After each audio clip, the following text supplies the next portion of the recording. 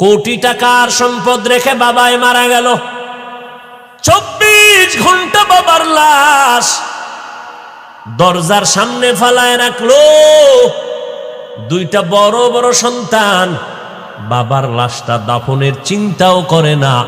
24টা ঘন্টা হয়ে গেল, সবাই দোনো ভাই ঝগড়া লাগাইলো বাবার সম্পদ ভাগাভাগি নিয়া। বাবার লাশটা দাফনের সময় পায় নাই, 24 ঘন্টা চলে গেছে। এমন কুলাঙ্গারের বাবা হইয়া কি লাভ? এমন কুলাঙ্গার জন্ম দিয়া কি লাভ হবে বলো?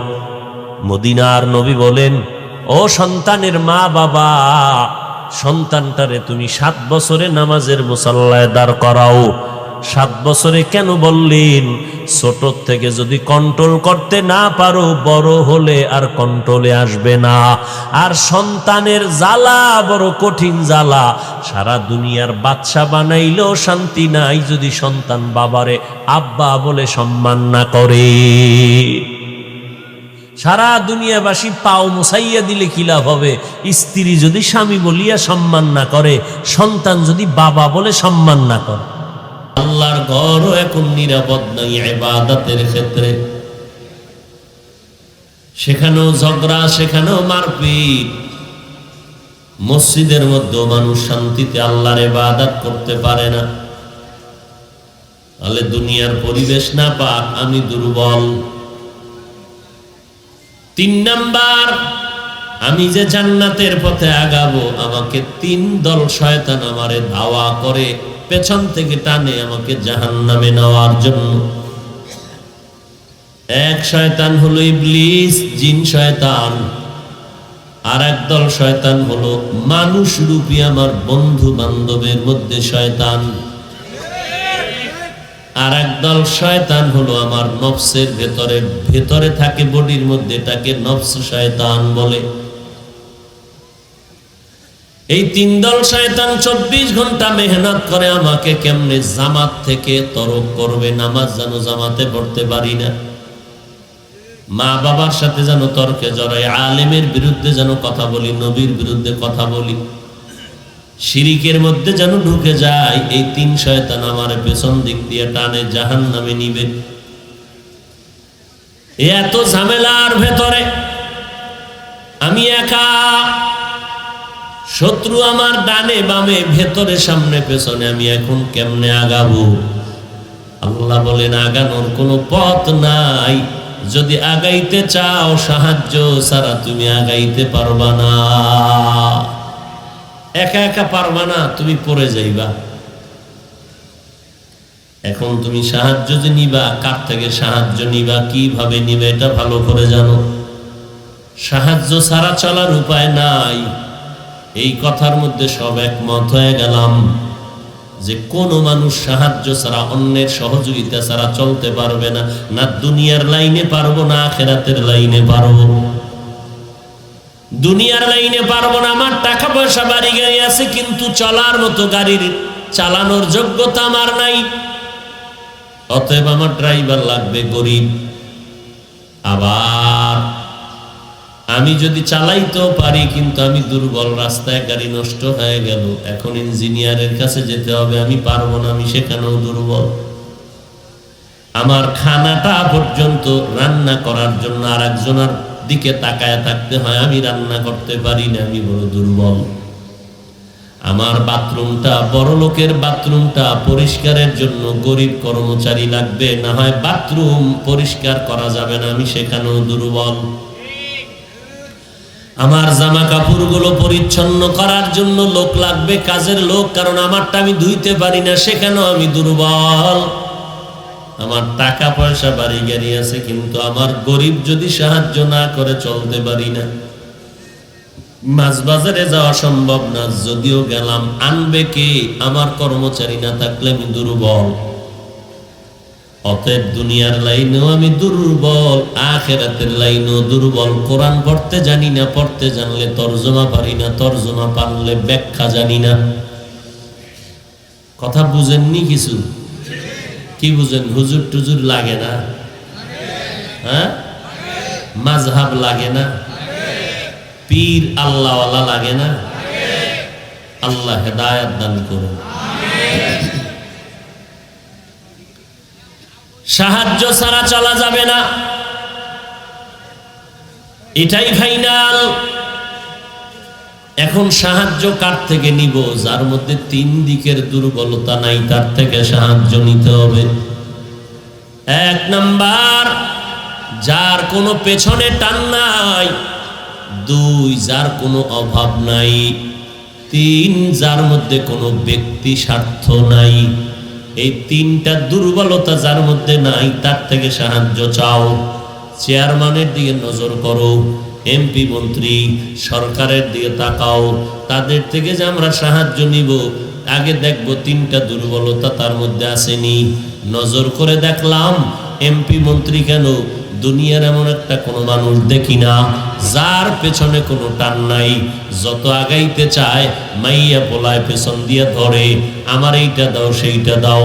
স্ত্রী পেছন দিকে টানে, আমার মনের আশা পূরণ করো, বাড়ি করো গাড়ি করো, হয়েছে হয় নাই, বাড়ি আর একটা করো, গাড়ি আর একটা দাও।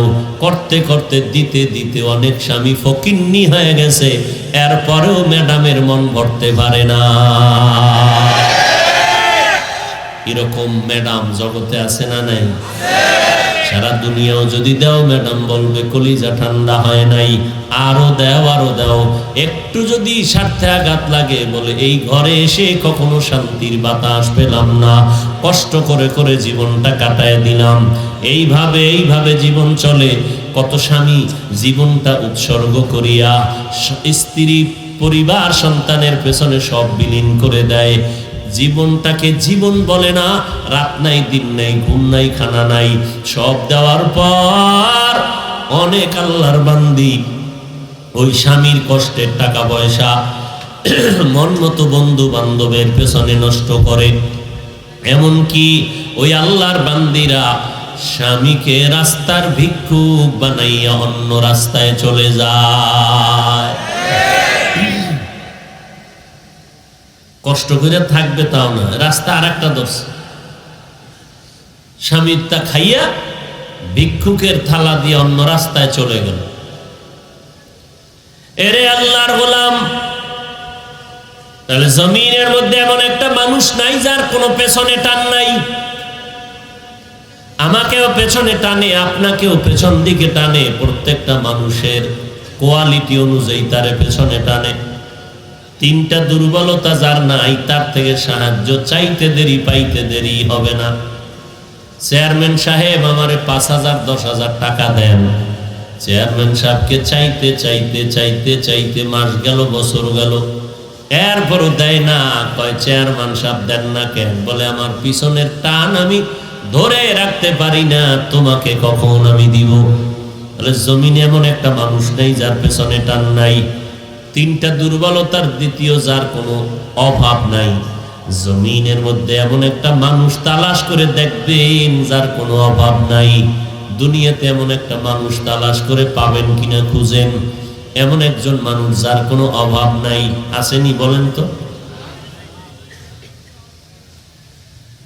বরং যে যত বড় লোক তার অভাব তত বড়। টাকা পয়সা মাল দৌলতে যত বড় অভাব, আমার অভাব মাত্র 100 টাকায় সমাধান। বড় লোকের 1,00,000 টাকায় সমাধান হয় না। আমার জামা কাপড় ময়লা লাগছে, আমি ধুয়ে নিলাম। বড় লোকের জামা কাপড় ময়লা লাগলে নিজে ধুইতে পারে না। আমার বাথরুম, আমার ঘর আমি মুছে নিলাম, পরিচ্ছন্ন করে নিলাম। বড় লোকের ঘর বাথরুম যদি গরিবেরা কর্মচারীরা পরিষ্কার করে না দেয়, 1 সপ্তাহের ভেতরে প্রত্যেক বাড়িওয়ালার বাড়ি টাইলস মোজাইকওয়ালা ঘর গরুর গোয়াল ঘর হয়ে যাবে।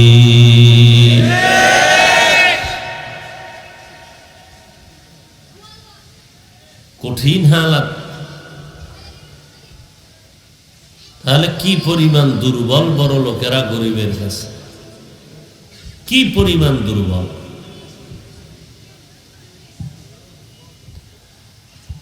তো অভাব ছাড়া একটা মানুষ জমিনের মধ্যে নাই, একটা মানুষও নেই।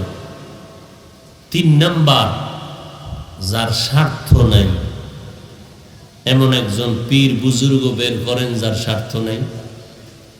কথা বলেন না কেন? আছে আপনাকে পিসাব টিসাব আসেনি কেউ? স্বার্থ নেই এমন কোন পীর? বরং মুরিদিটি খাইয়া পীর 10 তলা বিল্ডিং বানায় কয় আসো এখানে ঢুকলেই জান্নাত রেডি। আছে না নাই?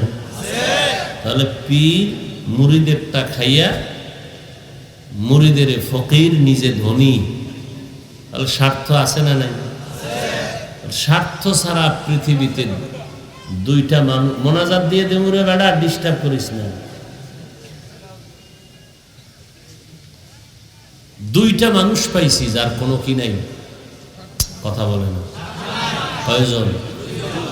এও ভেজাল বিঘে গেছে। গোটা দুনিয়া তালাশ করে 2 জন মানুষ পেয়েছিলাম যার কোনো স্বার্থ নাই। একজন আমার আব্বা জান, দ্বিতীয় হলো আমার আম্মা জান। কিন্তু না, সোনার বাংলায় তাকায় দেখলাম না, বাবা স্বার্থের কারণে সন্তানের জবাই করে, সন্তান স্বার্থের কারণে মা বাবারে জবাই করে। আপনাদের থানায় গিয়া ঢুকিয়া দেখবেন কত মা বাবা সন্তানের বিরুদ্ধে মামলা দায়ের করে রেখেছে, আবার কত সন্তান মা বাবার বিরুদ্ধে মামলা করেছে। এই সোনার বাংলায় নজিরবিহীন প্রমাণ আমাদের চোখের নজরে আছে। মা বাবা সন্তানের জবাই করেছে, সন্তান মা বাবারে জবাই করেছে। অভাব নাই।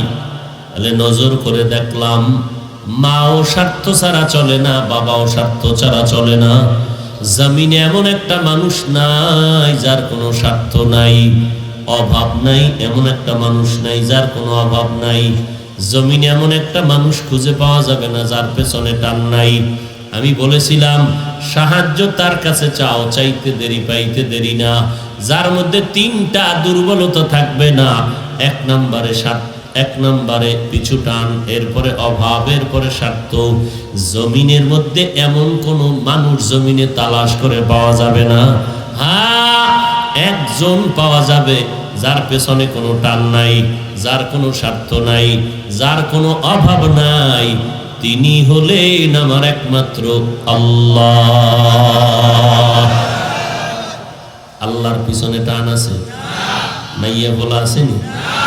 লাম ইয়ালিদ লাম ইউলাদ উলাইকাস ওয়ালিদু মাউলুদেরা খালিকাস। আল্লাহ বলেন আমার ছেলে নাই, মেয়ে নাই। দুনিয়াওয়ালারা চাইলে বেজার হয়, আমি আল্লাহ না চাইলে বেজার। কারণ দুনিয়াওয়ালারা স্বার্থ বড় অভাবী, আমি আল্লাহর কোনো স্বার্থ নাই, কোনো অভাব নাই। আমি বেঈমানেরও দেই, মুমিনেরও দেই। একই নদীর মাছ মুমিনেরাও যেইভাবে খাওয়ার স্বাধীনতা পায়, বেঈমানেরাও খাওয়ার স্বাধীনতা পায়। বেঈমান যখন মাছ খাইতে গেছে আমি কল্লা দরিয়া টিপ দেই নাই, কারণ আমি আল্লাহর কোনো স্বার্থ নাই। আমি স্বাধীন করে দিলাম, যেই গাছের ফল মুমিনেরাও খাবে, বেঈমানেরাও সেই গাছের ফল খেতে পারবে, কোনো সমস্যা নাই। ও বান্দা, যেই প্রাণীর গোশত মুমিন খাবে, বেঈমানেরাও খাবে, কোনো বাধা নাই। মসজিদের দরজা খুলে দিলাম, মুমিনে যদি ঢুকতে চাও বাধা নাই, বেঈমান ঢুকবা বাধা নাই। আবার সিনেমা হলের দরজাও খোলা, বেঈমান ঢুকবে, কোনো নিষেধ নাই, মুমিন ঢুকবা, কোনো নিষেধ নাই। আমি আল্লাহ তাআলা স্বাধীনতা দিয়ে দিলাম। কেন? দুনিয়াটা হলো পরীক্ষার হল, আর পরীক্ষার হলের মধ্যে যারা প্রশ্নের উত্তর সঠিক লাগবে তাদেরও যেই স্বাধীনতা, যারা প্রশ্নের উত্তর উল্টা পাল্টা লাগবে তাদেরও একই স্বাধীনতা। উল্টা পাল্টা যারা লাগবে তাদেরকে যেমন পরীক্ষার হলে বাধা দেওয়া যায় না, এই দুনিয়ার মধ্যে যারা আমার হুকুম মতো চলবে তাদেরও যেই স্বাধীনতা, যারা আমার বিরোধিতা করবে তাদেরকেও স্বাধীনতা দিলাম। কারণ দুনিয়াটা পরীক্ষার হল, বাধা দেওয়ার জায়গা না।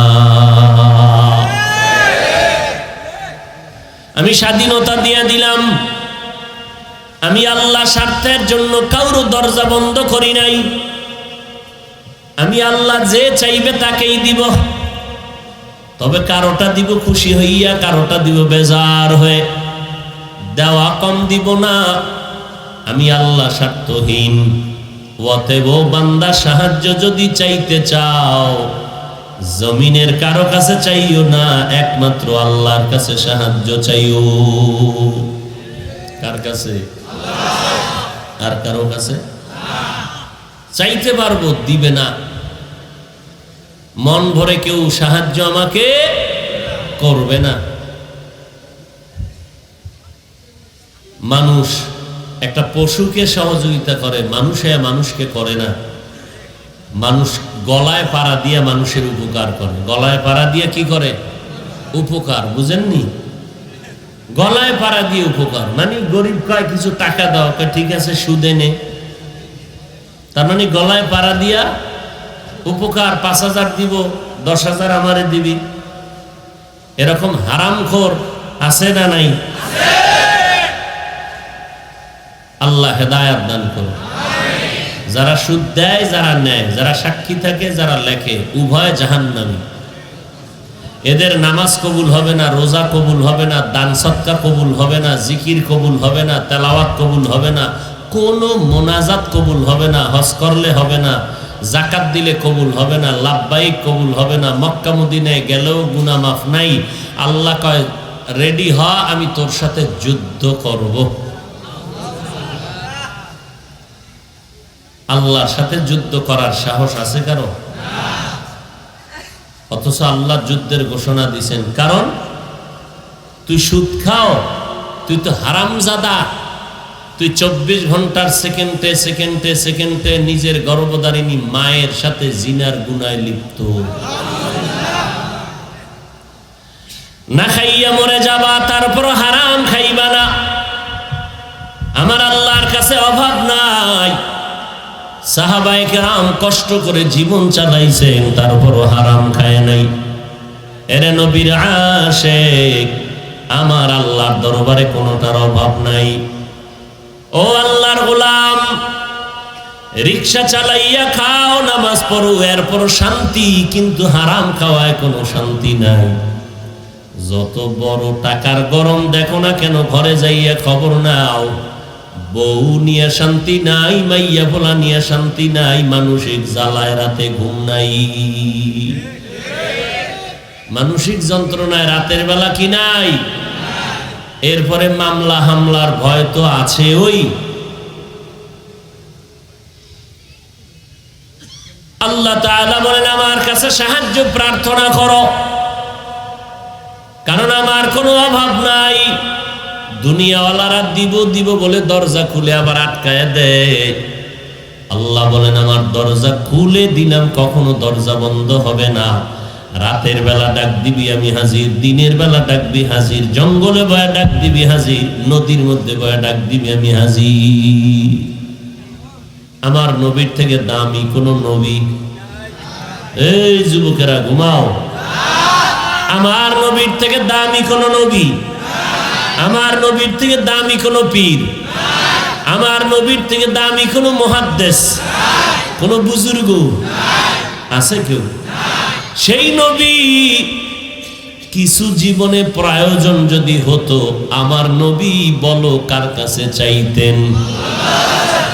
না ইব্রাহিম নবীর মাজারে, কোন কবরে, কার কাছে চাইতেন?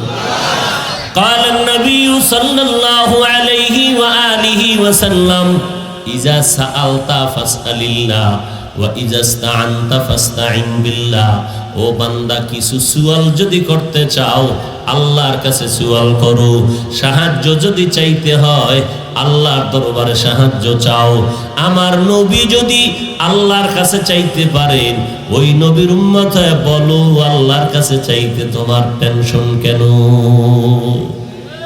কয় অনেক চাইছি তো দেয় না দেখে আর চাওয়াই বাদ দিয়ে দিছি, আর চিন্তা করছি মাজারে চাই, দেখে কিছু হয়নি। আল্লাহর কাছে চাইলাম আল্লাহ দেয় না, বহু চাইলাম আল্লাহরে কইলাম একটা ছেলে দিও, আল্লাহ দিছে মাইয়া। বুঝেন না? আল্লাহর কাছে চাইছিলাম কোটি কোটি টাকা, কিন্তু দেয় না। ব্যবসায় হাত দিছিলাম বিশাল বড় কোটিপতি হয়ে যাব, লস আর লস, আল্লাহ লাভ দেয় না। কেমনে আর চাইতাম? এই রাগ করি এখন আল্লাহর কাছে চাই না। কেন? আল্লাহ আমার কথা শুনেই না, সে লাভ নাই। আল্লাহ কয় সারাটা দিন যদি লাইন ছাড়া চাও কোনোদিন তুমি পাইবা না। আল্লাহ বলেন চাওয়ার জন্য দুইটা পদ্ধতি দিয়ে দিলাম, দুই সিস্টেমের মাধ্যমে চাও। এক নম্বরে ধৈর্য, দুই নম্বরে হলো নামাজ। দুইটা মাধ্যম। ইস্তাঈনু বিস-সাবরি ওয়াস-সালাহ, দুই জিনিসের মাধ্যমে চাও। এক নম্বরে ধৈর্য, দুই নম্বরে হলো নামাজ। আজ আমাদের মধ্যে ধৈর্য নাই, নামাজেরও খবর নাই। ধৈর্য আসেনি? আগামীকাল জুমার নামাজে গেলে দেখবেন ধৈর্য কারে কয়। যাবে সবার শেষে, ভাগবে সালাম ফিরানো মাত্র দৌড়। কি ভাই,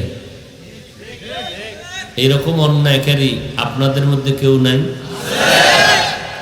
তাহলে যে অপরাধী সে তো মাথা নত করে কাঁদবে, লজ্জায় মাথা গুটাইয়া রাখবে, তার আওয়াজ থাকবে ছোট, দিল থাকবে নরম।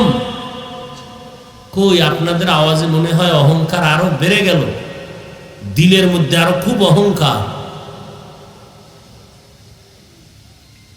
নরম চিন্তা তো কারো নাই। আবার বলেন যে আমরা নামাজ না পড়লে কি হুজুরদের থেকে আমাদের দিল ভালো, আমাদের অন্তর ভালো। এই যদি হয় আপনাদের অন্তরের অবস্থা, তাহলে হুজুরদের বয়ান তো আপনাদের দিলে ঢুকবে না, কারণ হুজুরদের প্রতি আপনাদের ভক্তি শ্রদ্ধা তো দুর্বল। ধৈর্য বড় কঠিন সম্পদ। আল্লাহ বলেন যারা ধৈর্য ধারণ করবে আমি আল্লাহ তাদেরকে বিশাল শ্রেষ্ঠ দুইটা নিয়ামত দান করব, পুরস্কার দান করব। একটা দিব দুনিয়ায় আর একটা দিব পরকাল জীবনে। ধৈর্য ধারণ যারা করবে তাদের পুরস্কার দুইটা, একটা দুনিয়ার মধ্যে আর একটা পরকালে। দুনিয়ার মধ্যে পুরস্কার হলো আমি আল্লাহ ধৈর্য ধারণকারীর সাথে সব সময় থাকবো। আল্লাহ থাকলে আর কোনো টেনশন আছে? হ্যাঁ, কোনো টেনশন নাই। আল্লাহ আছে এটা বুঝি কেমনে? বিড়ি টানলে বুঝবা, গাঞ্জা খাইলে বুঝবা। ইব্রাহিম রে নমরুদ যখন আগুনের মধ্যে ফেলে দিল, জিবরাইল কানের গোড়ায় মুখ লাগাইয়া কয় ভাই ইব্রাহিম কোন সহযোগিতার প্রয়োজন আসেনি? বলে না, আমার আল্লাহ তো দেখতেছে, সাহায্যের যদি প্রয়োজন হয় তোমার দরকার নাই, আমার আল্লাহ আমার জন্য যথেষ্ট। ইব্রাহিমের জ্বলন্ত আগুনের মধ্যে ফালায় দিল। ইব্রাহিম আগুনের মধ্যে বসে আছে, ইব্রাহিমের পশম জ্বলে না। কারণটা কি? বলে ইব্রাহিমের সাথে আছেন আমার আল্লাহ।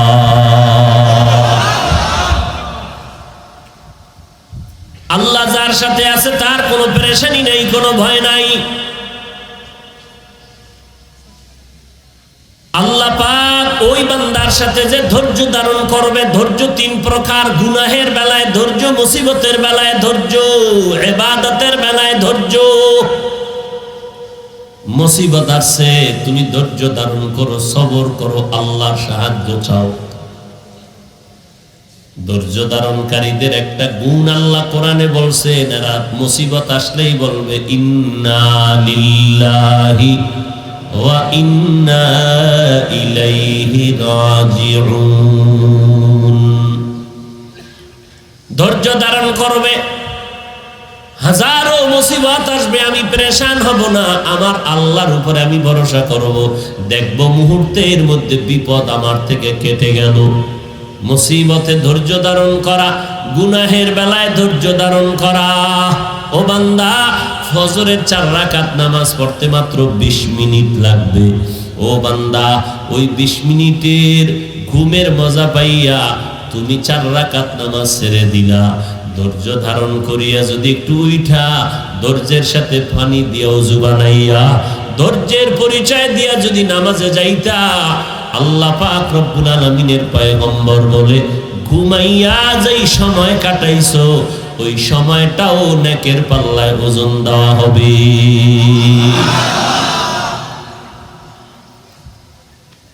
ভাইরা আমার,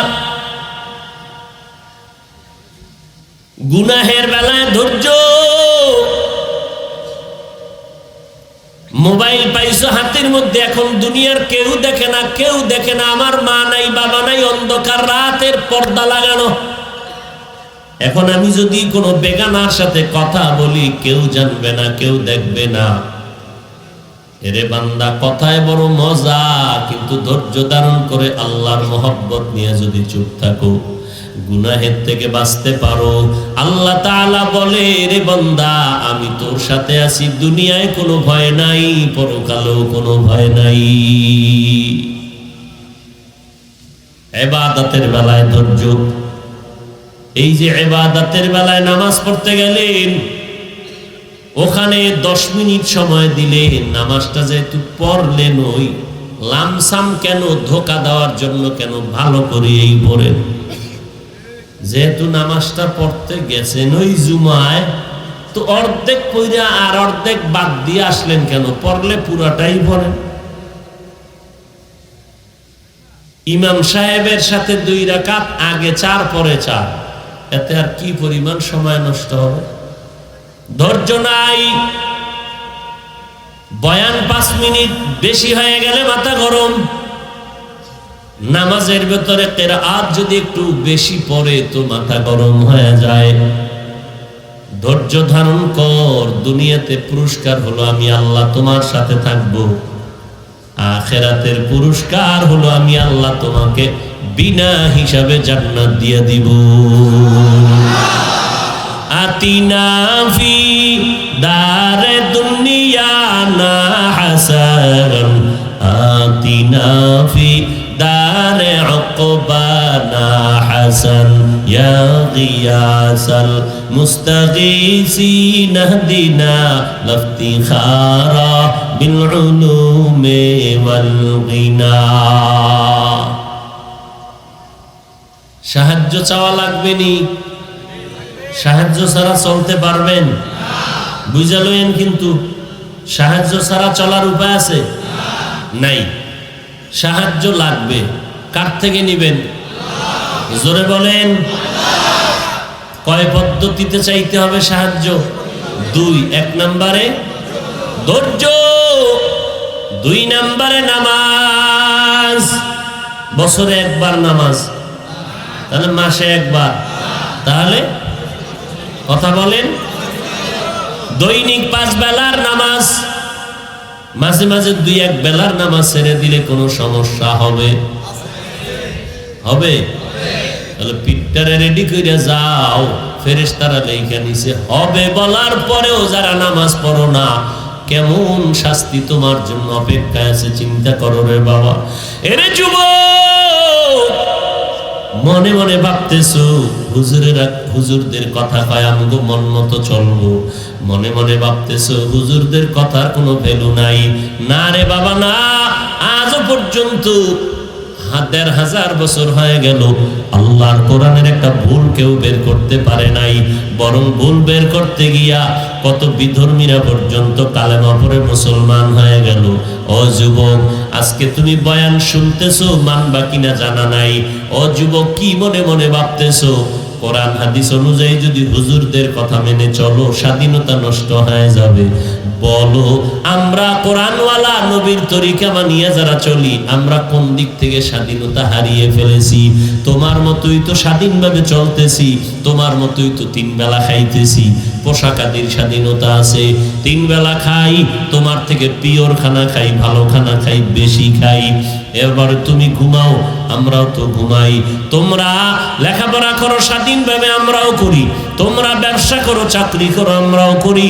তোমরা আজকে বিয়ে শাদী করছো, বিবাহ সন্তান নিয়েছো, আমরাও করেছি।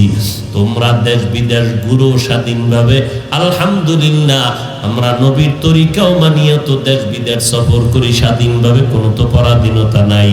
বরং আলহামদুলিল্লাহ, 1 বিন্দু তোমাদের থেকে আমরা নিচে নাই, বরং জমিনের মধ্যে সর্বোৎকৃষ্ট সম্মানে আছে কোরআন এবং নবীর আদর্শওয়ালা কোরআনওয়ালা উলামায়ে কেরাম। তাহলে তুমি কেন মানবা না বলো? আচ্ছা, আমার মতো হুজুর হওয়া এই চিন্তা দরকার নাই। কসম আল্লাহর, আমার মতো হুজুর হওয়ার কোনো দরকার নাই। শুধু এবার তুমি তোমার লাইনে তাকাও, আমাদের মতো হুজুরের দিকে তাকাইও না। তোমার লাইনে তাকায় দেখো, তোমার মতো যুবক জেনারেল লাইনে আছে, কোনদিন মাদ্রাসায় যায় না, আলিফ বাতা পড়ে নাই। বলো তোমার লাইনে থাকা মানুষটা নামাজি দাড়িওয়ালা আসেনি? স্কুল কলেজে লেখাপড়া করে, ছাত্র ছাত্রী 5 বেলার নামাজি আসেনি? আল্লাহ বিবেক দিছে, বেঈমানি আর গাদ্দারি কয়দিন করবি? নিজের বিবেকটাকে জিজ্ঞাসা কর, তুমি কেন পারতেছো না? তোমার মতো যুবক ছেলেটা কলেজে পড়ে, নামাজ পড়ে, তুমি কেন পারো না? তোমারে তো কি পরিমাণ ফিডা লাগে, এটা তোমার বিবেক দিয়ে চিন্তা করো তো। আমার মতো হুজুর টুজুর তোমার দরকার নাই। তুমি নিজেকে প্রশ্ন করো, তোমার লাইনের যুবকটা স্কুল কলেজে পড়ে, নামাজ পড়ে, তুমি পারো না কেন? তোমাকে 24 ঘন্টা রড দিয়ে পিডাইলেও কি তার ঝাল মিটবে? তুমি কত বড় গাদ্দার! আমাদের হুজুর টুজুর তোমার লাইনের যুবক রাস্তায় গাড়ি চালায়, ড্রাইভার 5 বেলার নামাজ পড়ে, গাড়ি বন্ধ করে নাই? তুমি পারো না কেন? তোমার মতো যুবক, তোমার মতো সন্তান র্যাব, আর্মি, পুলিশ, বিডিআরের চাকরি করে, 1 বেলার নামাজও বাদ দেয় না। আমি জবাব দিব না, তুমি দাও জবাব। নাই? তুমি পারো না কেন? তোমার মতো যুবক কোটি টাকার মালিক, অভাব নাই, টাকা পয়সা, বাড়ি গাড়ির, 1 বেলার নামাজও বাদ দেয় না, 1 টাকাও হারাম খায় না, অভাব নাই। তুমি কেন পারবা না রে বাবা? বালিশে মাথা লাগায় চিন্তা করিও, কারণ ঘুমের মধ্যেও কিন্তু অনেক মানুষ মরিয়া যায়। না জানি তোমার ঘুমের মধ্যে আজরাইল এসে হাজির হয়ে যায়। বাহাদুরি চলবে না রে বাবা। কিসের বাহাদুরি? কই বড় বড় বড় বড় বাহাদুর, টাকার বাহাদুর, ক্ষমতার বাহাদুর কই গেল? নমরুদ, হামান, সাদ্দাত, ফেরাউন, গাদ্দাফি, সাদ্দাম।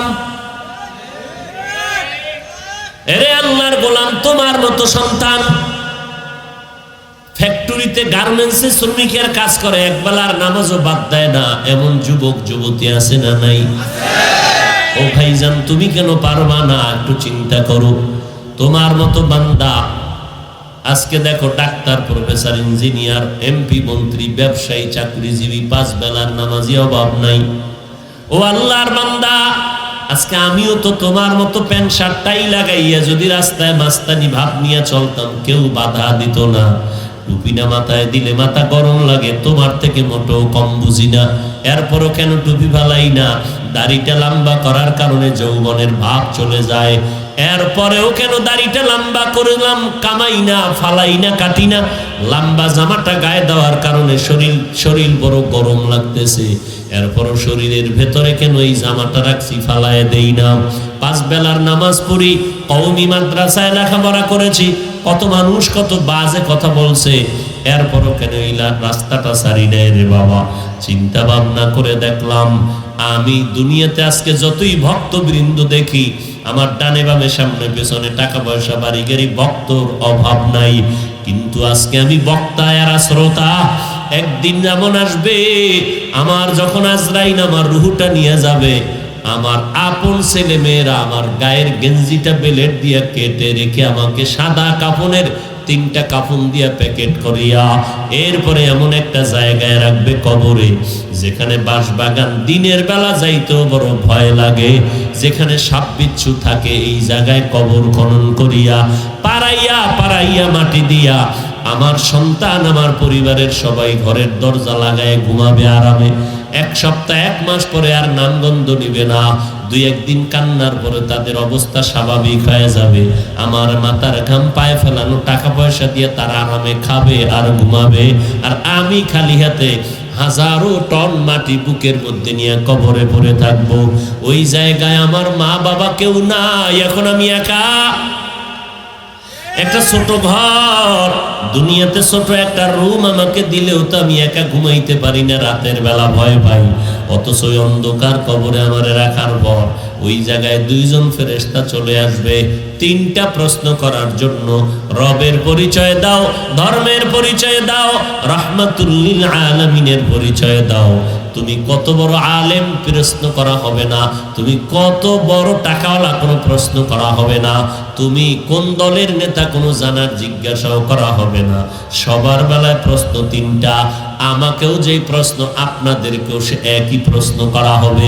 হিন্দুদেরকে যেই প্রশ্ন মুসলমানকে একই প্রশ্ন। রবের পরিচয় দাও, ধর্মের পরিচয় দাও, রাহমাতুল লিল আলামিনের পরিচয় দাও। ওই অন্ধকার কবরে নবী বলেন এই তিনটা প্রশ্নের জবাব যারা দিবে তাদের কবর হবে জান্নাতের টুকরা, যারা দিতে পারবে না তাদের কবর হবে জাহান্নামের গর্ত। দুনিয়ার বান্দা ওই কবরে তিনটা প্রশ্নের জবাব কারা দিতে পারবে? নবী বলেন যারা দুনিয়াতে রবের গোলামি করে কবরে যাবে, এরা কবরে গিয়া বলবে রব্বি আল্লাহ। দুনিয়াতে যারা ইসলাম মেনে চলবে কবরে গিয়া তারা জবাব দিবে দ্বীনিয়াল ইসলাম। দুনিয়াতে যারা নবীর সুন্নাত অনুযায়ী চলবে কবরে গিয়া নবীকে দেখা মাত্র তারা চিনে ফেলবে। আল্লাহ বলবে ফেরেশতা আমার বান্দাটার জন্য কবরে বেহেশতের বিছানাটা দিয়া দাও আর জান্নাতের সাথে একটা রাস্তা বানায় দাও, জান্নাতের হাওয়া বাতাস তার গায়ে লাগবে। আমার বান্দা এখন 3.5 হাত কবরটাকে বড় একটা বালাখানা বানাও, আমার বান্দা ওই কবরের মধ্যে আরামে ঘুমাবে কিয়ামত পর্যন্ত। কেউ তোমরা ঘুমের মধ্যে ডিস্টার্ব করবা না। এরে নবীর উম্মতের দল, মায়ার নবী বলেন ওই কবরে যাওয়ার পর তিনটা প্রশ্নের জবাব যারা দিতে পারবে না, ওই 3 প্রশ্নের জবাব কারা দিতে পারবে না?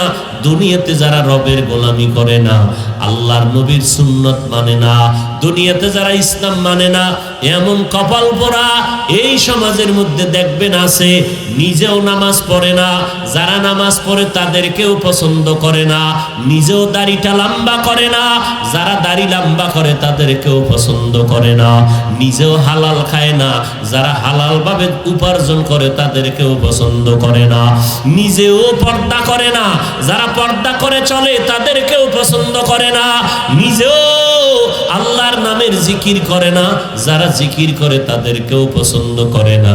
এই রকম মানুষ সমাজে অভাব নাই। নিজেও নবীর সুন্নত মানে না, যারা সুন্নত অনুযায়ী চলবে তাদেরকেও পছন্দ করে না। কিয়ামতের দিন আল্লাহর শাস্তি তো ভয়ানকটা আছে, তবে কবরের মধ্যে নবী বলেন 3টা প্রশ্নের জবাব তারা দিতে পারবে না। যখন ফেরেশতারা বলবে রবের পরিচয় দাও, ধর্মের পরিচয় দাও, রাহমাতুল লিল আলামিনের পরিচয় দাও, ওই নাফরমান গুনাহগার একটা আওয়াজ দিবে লা আদরি, হা হা লা আদরি, আমি কিছুই জানি না, কিছুই জানি না। নবীজি বলেন সাথে সাথে আমার আল্লাহ গায়বী আওয়াজ দিয়ে বলবেন ও কবরের ফেরেশতা এই নাফরমান জাহান্নামীকে আর কিছু জিজ্ঞাসা করিও না, কারণ আমি আল্লাহ পাক দুনিয়াতে কম সুযোগ দেই নাই। আমার দেওয়া পানি, আমার দেওয়া বাতাস, আমার দেওয়া সূর্যের আলো, চাঁদের আলো, নদীর মাছ, গাছের ফল, জমিনের ফসল খাইয়া এত বড় নিমক হারাম একবারও আলহামদুলিল্লাহ বলে নাই। আলেম ওলামারা পায়ে ধরে ধরে নামাজের দাওয়াত দিত, এক বেলার নামাজও আদায় করে নাই। এখন আর দেরি না, কবরের মধ্যে জাহান্নামের বিছানাটা দাও, জাহান্নামের সাথে রাস্তা বানায় দাও। একটা না দুইটা না, 70 থেকে 99টা সাপ কবর এসে ভরে যাবে।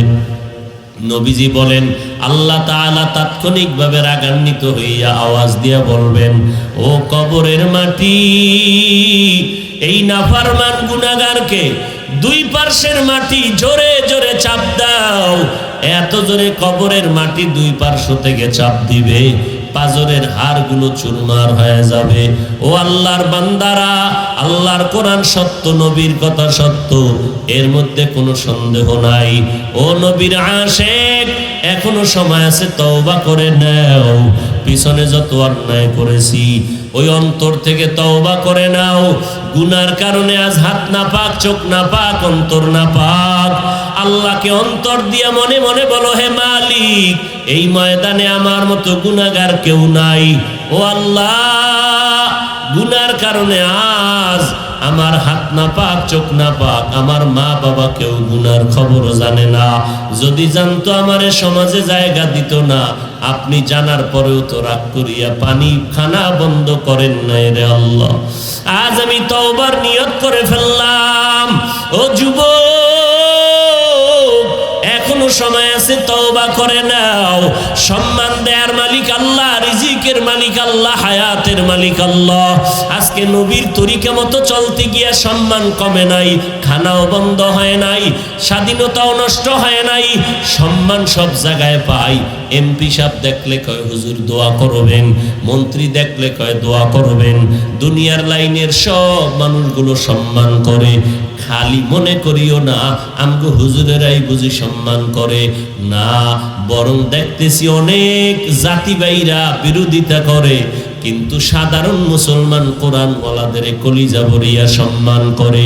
ও নবীর আশেকের দল, যেই কোরআনের কারণে, নবীর সুন্নতের আমলের কারণে সম্মান আমার বেড়ে গেল, অতএব সেই নবীর সুন্নত আমি কেন ছেড়ে দিব? কোনো হিন্দু, কোনো বৌদ্ধ, কোনো ইহুদি আমার নবীর সুন্নত মানবে না, আমল করবে না। নবীর সুন্নতের আমল করব আমরা মুসলমান, আমরা যদি না করি জমিনে আর কেউ করবে না। ও আল্লাহর বান্দারা, ইঞ্জিনিয়ারিং পড়ো, ডাক্তারি পড়ো, লেখাপড়া করো, চাকরি করো, ওই লেখাপড়া বন্ধ করিও না। স্কুল কলেজে পড়ি একজন ভালো ডাক্তার হও, আদর্শবান ডাক্তার হও, মানুষ যেন মরিয়া গেল দোয়া করে। একজন ভালো আদর্শবান ইঞ্জিনিয়ার হও, মানুষ যেন তোমার ব্যবহারে দোয়া করে। একজন ভালো তুমি কলামিস্ট হও, আদর্শ যেন তোমার নষ্ট না থাকে। মা বাবার দোয়া নিয়ে চলবা, এলাকার মানুষের সাথে ভালো ব্যবহার করবা, উলামায়ে কেরামের পরামর্শ নিয়ে চলবা, প্রত্যেকটা মানুষ তোমার জন্য দোয়া করবে। মরিয়া গেলে 2 ফোঁটা চোখের পানি ফেলে দোয়া করবে। ও যুবক, কয়দিন আর বাহাদুরি করবা? তোমার আমার মতো কত যুবকের লাশ কবরে রাখছি, এমন কোন দিন নাই যে যুবকের মরণের খবর নাই। কয়দিন আর বাহাদুরি করবা? আল্লাহর কাছে তওবা করে নাও। গলায় ছুরি আসলে মরিয়া যাব, তারপরে আজ থেকে আর নামাজ ছাড়বো না, নবীর তরিকার বাহিরে চলবো না, মা বাবাকে কষ্ট দিব না। যেই মা বাবার দোয়া আর চোখের পানিতে আজ আমি পরীক্ষায় ভালো নাম্বার পেয়েছি, আজকে আমি চেয়ারে বসে বয়ান করতেছি। যেই মা বাবার চোখের পানি আর দোয়ার কারণে আজ আমার মানুষ আজ আমাকে সম্মান করে। ওই মা বাবার চোখের পানি আর দোয়ার কারণে আজ ভাইজান তুমি টাকার মালিক, বাড়ি গাড়ির মালিক, তোমার সম্মানের চেয়ার মা বাবার চোখের পানির কারণে। ওই মা বাবার দোয়া নিয়ে সামনে আগাও, ওলামায়ে কেরামের পরামর্শ নিয়ে আমল শুরু করে দাও। জীবন গেল আর নামাজ ছাড়বো না, বেপরদায় চলবো না, দাড়ি কাটবো না, নবীর তরিকার বাহিরে চলবো না, মা বাবার বরদোয়া নিব না, ওলামায়ে কেরামের বিরুদ্ধে যাব না। আল্লাহর কাছে তওবার নিয়ত যদি করো, আল্লাহ বলেন বান্দা খাঁটি অন্তরে যদি তওবা করে আমি জীবনের সব গুনাহ মাফ করে দিব। ও আল্লাহর বান্দারা, তওবা করার যদি নিয়ত হয়, অন্তরে যদি কোনো দুর্বলতা না থাকে, মরিয়া গেলে যাব, আল্লাহকে বেজার করব না, নবীর তরিকার বাহিরে চলব না। তওবা করার যদি নিয়ত হয়, খাঁটি তওবার নিয়তে 2টো হাত আমার আল্লাহকে দেখাইয়া দেই। আয় আল্লাহ আমাদের হাতগুলো কবুল করে নেন, আয় আল্লাহ মাহফিল কবুল করে নেন, আয় আল্লাহ আমাদের তওবাওয়ালা জিন্দেগি দান করেন, তওবার উপরে মজবুত হইয়া চলার তৌফিক দান করেন। আমিন। আলহামদুলিল্লাহি রাব্বিল আলামিন। والصلاة والسلام على سيد الأنبياء والمرسلين وعلى آله وأصحابه أجمعين يا أرحم الراحمين يا أرحم الراحمين يا أرحم الراحمين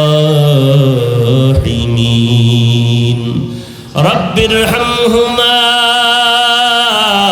كما ربياني صغيرا ও দয়ার মালিক, আমরা গুনার বোঝা মাথায় নিয়ে হাত তুললাম, মেহেরবানি করে আমাদের জীবনের সব গুনাহগুলো মাফ করে দেন আল্লাহ। মাহফিল কবুল করে নেন, আয়োজনকারী সহযোগিতাকারীদের কবুল করে নেন আল্লাহ। ও আল্লাহ, এলাকার ঘরে ঘরে শান্তি দান করেন, সারা দুনিয়াবাসীকে মাফ করে দেন আল্লাহ। আয় আল্লাহ, মা বোনদেরে মাফ করে দেন। আয় আল্লাহ, আমাদের সন্তানগুলো নেককার বানায় দেন। আয় আল্লাহ, চলার পথে ইজ্জতের সাথে হেফাজত করেন আল্লাহ। ও দয়ার মালিক, মা বোনদের আবেদা পর্দানিশী বানায় দেন, সন্তানগুলো নেককার দিনদার বানায় দেন। আয় আল্লাহ, যারা ব্যবসা করে কামাই রুজিতে হালাল ভাবে বরকত বাড়ায় দেন। আয় আল্লাহ, হারাম থেকে হেফাজত করেন, উলামায়ে কেরামদেরকে মাফ করে দেন, এলাকার ঘরে ঘরে শান্তি দান করেন। আয় আল্লাহ, মুসিবত থেকে হেফাজত করেন আল্লাহ। ও দয়ার মালিক, পর্দার আড়ালের মা বোনদের আপনি কবুল করে নেন, সন্তানগুলো নেককার বানায় দেন। আয় আল্লাহ তাআলা, আমাদের যারা কামাই রুজি ব্যবসা করে হালাল ভাবে কবুল করে নেন, হারাম থেকে হেফাজত করেন আল্লাহ। একজনের হাতও খালি ফেরত দিয়েন না রে আল্লাহ। ওলামায়ে কেরাম, মুরব্বী, হাজী সাহেব, ব্যবসায়ী, চাকরিজীবী, ছাত্র ভাই, যুবক ভাই, সবাইকে মাফ করে দেন আল্লাহ। ও আল্লাহ, ইলম, হিলিম, হিকমত, আমলে বরকত বাড়ায় দেন। রিয়া, হাসাদ, কিবির দূর করে ইখলাস দান করেন। আয় আল্লাহ, সারা দুনিয়ায় খেদমতের জন্য নিরাপদে কবুল করে নেন। ও দয়ার মালিক, ইজ্জতের হেফাজত করেন। আয় আল্লাহ তাআলা, সকলের দিলের নেক আশা পূরণ করে দেন। নবীজির সুন্নতওয়ালা জিন্দেগি দান করেন। নবীজির রওজা মুবারক বাইতুল্লাহ জিয়ারতের তৌফিক দান করেন। রব্বুল আলামিন, আমাদের সবাইকে দ্বীনের খাদেম বানায় দেন। আয় আল্লাহ, যারা লেখাপড়া করে পরীক্ষার্থী, মেহেরবানি করে কবুল করে নেন আল্লাহ। আয় আল্লাহ, বাতিলের মোকাবেলায় বিজয়ী করে দেন। আয় আল্লাহ, উলামায়ে আহলে হকের বিজয় দান করেন। মিথ্যা মামলায় যারা জড়িত, কুদরতের দ্বারা আপনি কামিয়াবির ফয়সালা করে দেন। ও দয়ার মালিক, সারা দুনিয়ায় খেদমতের জন্য কবুল করে নেন। আয় আল্লাহ তাআলা, দিলের নেক আশা পূরণ করে দেন। ও দয়ার মালিক, কারো হাত খালি ফিরাইয়েন না। আয় আল্লাহ, বাংলাদেশ শান্তির দেশ বানায় দেন। আয় আল্লাহ, প্রশাসনিক ভাবে যারা কাজ করে দ্বীনের খাদেম বানায় দেন। আয় আল্লাহ, সরকার বাহাদুর থেকে সকল জনপ্রতিনিধিদেরকে দ্বীনের খাদেম বানায় দেন। আয় আল্লাহ তাআলা, আমাদের সবাইকে দিনদার বানায় দেন।